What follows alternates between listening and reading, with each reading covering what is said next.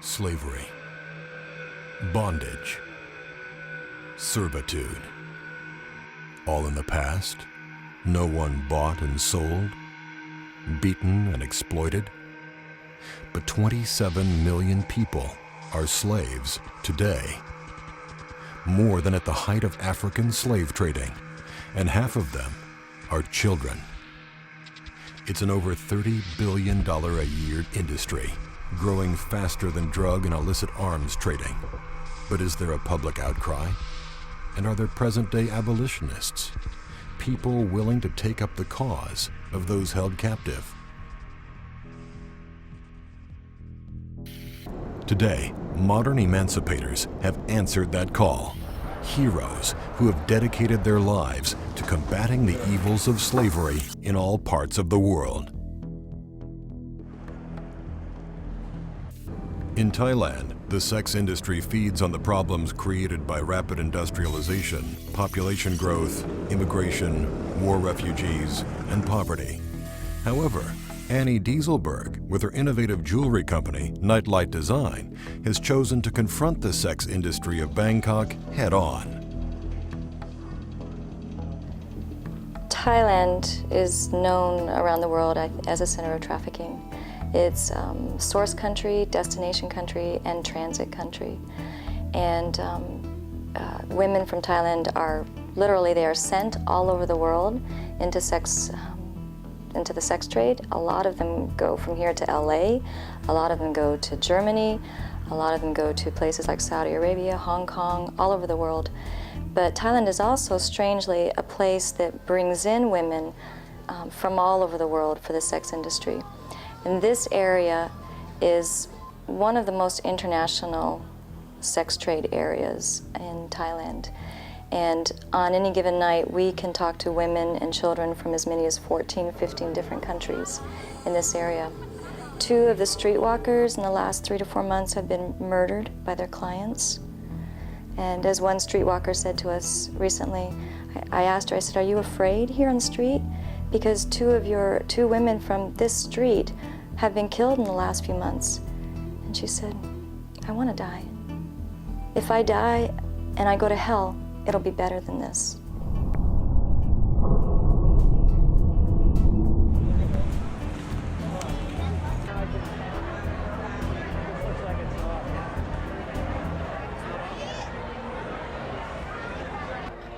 Some women that we've talked to are locked up during the day and are forced out at night into prostitution. It's the underage women that are in the bar that the bar owners will have to be careful with in terms of giving to the customers, but they do give them. I mean, men can walk in and they can say they want an underage girl, and they will be able to produce one for them.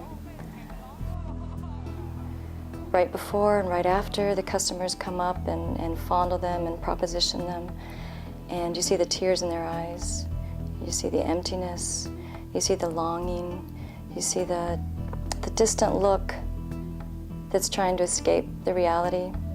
But the truth is they don't want to go home because there's no money at home, because their families have been threatened, because they've come to believe that this is all that they can do to survive.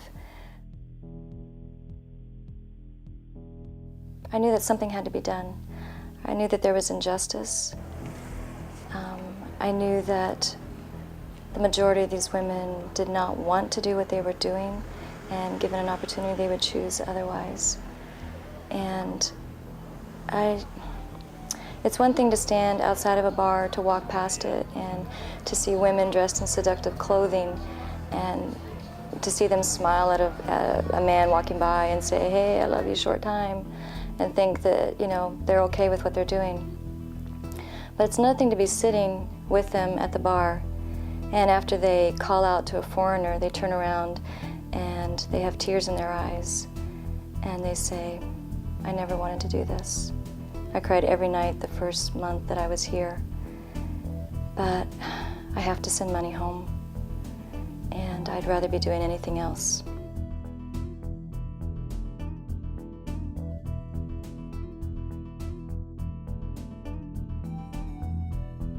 We came together and decided that we would form a new organization called Nightlight, which would work work to reach women in prostitution and those who are trafficked or at risk of trafficking in the Nana-Sukhumvit area. And there was one young woman who was very noticeable.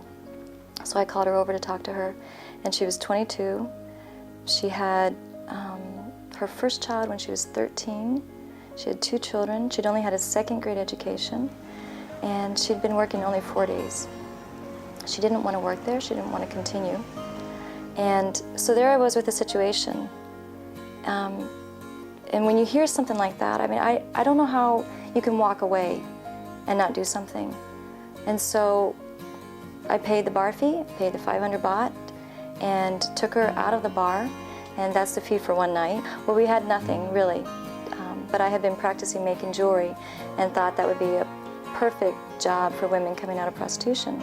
So basically I said, all right, let's meet at McDonald's and order a Coke, and here's some jewelry supplies, here's the tools, here's how you twist to make the earring, here's how you thread to make a necklace, and practiced a few times, sent her home with some materials, and set up a time to meet her in a few days to see how she was doing.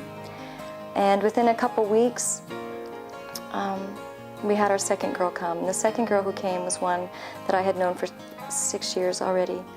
And I had wanted her so much to come out of prostitution, and it had been a long struggle of seeing her become an alcoholic and a self-cutter and become very depressed. And she called me and said, I've had it, I'm quitting this, and I'm coming to work with you. So we had 2 women, and we started meeting in my home and making the jewelry in our home. And that's pretty much how it started. It took off from there. A few months later, we were hosted by an international church in the area for about 6 months, and a year ago in November, we moved into our present site with 8 women. Today we have almost 40 women. So we established Nightlight Design Company Limited as a registered Thai business company. And so the women come in Monday to Friday, 9 to 5, and they make jewelry. And in the process of making jewelry, which is a job that gives them dignity, there's something therapeutic too about the colors and the touch of the stones and putting patterns together, and all of that I think is very therapeutic, as well as the community feeling. But aside from that, we offer English classes, spiritual formation classes to the women, other life skills training, whether it's cooking, parenting, budgeting, health issues. We work with the women for holistic transformation, to help them to be able to move forward in their life with something dignity. And it does make a difference. One young woman, the one who I had known for 6 years previously, when she started making the jewelry, she was so proud of what she was making. And she wanted a picture taken with everything that she made. And she said to me one day, you know, I used to always walk with my head down because I was so ashamed of who I was and what I did. But now I catch myself walking with my head high because I'm really proud of what I'm doing.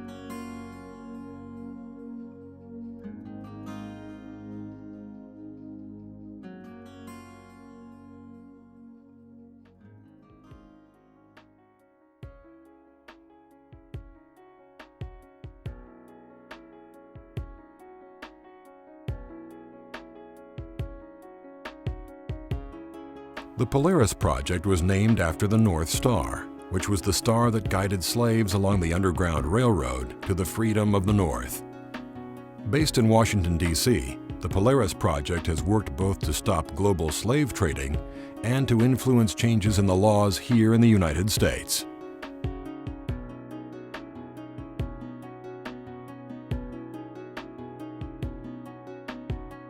Started with two people, Derek Ellerman and I. We were seniors in college at Brown University that's when I first learned about human trafficking, and it was over a simple dinner conversation with friends. And over that dinner conversation, we were debating, how does a social justice movement take off? How does the world change? And the issue we were talking about was slavery in the past in the United States. As we were talking about this, it was Derek who first mentioned, well, what does that say about modern day slavery and human trafficking? And at first I was like, you must be kidding, what do you mean? I've never heard of this. Here we were in our senior year, a few months away from graduating at an Ivy League institution, and this was the first time I heard that slavery still existed. So next day I was like, I can't, maybe I'm just naive. And so I went around, asked my professors, asked my housemates, my other friends. No one heard about this thing that I just learned about. I went online and I was shocked by the statistics that human trafficking is the third largest criminal industry in the world, fastest growing, faster than arms, drugs, and the idea that in this modern world economy that there's this really dark underbelly where women and children and men are being sold for profit, I just couldn't believe it was happening around the world. So I pick up this latest newspaper article talking about 6 women from South Korea who were deceived about a job opportunity, brought to another country. When law enforcement found them, they realized that the women weren't ever allowed to leave unescorted. They had cigar burns on their arms, and what hit me most personally was that not only was this happening to women from South Korea where I was born, who were my age, but this was happening a few miles from where I lived. It was happening in my own backyard. And so the shock that slavery still exists in this world, but slavery exists in my own backyard, that's the thing that propelled Derek and I into taking action. When I first heard about the police raid, and I read it in the paper, like, this is slavery. The detective was even quoted as saying they lived under slave-like conditions. And I mean, given that this was an older article, but there was no sense of community outrage at the time. No one really picked up on the story. There weren't people mobilized around this issue. People didn't see it as a problem at the time. Our initial research uncovered a lot that surprised us. And first thing was that human trafficking is not only happening in other countries, but happening in our own country, in my city where I was living at the time, but also that traffickers aren't just victimizing foreign nationals and bringing them across borders, but trafficking in most countries, including here in the United States, victimizes its own citizens and residents. It's the internal trafficking that's the greater problem. When I first learned about that, I was shocked again, because it's one thing to hear about a mother in Cambodia living in a rural village having to make ends meet and selling her daughter to a neighbor or someone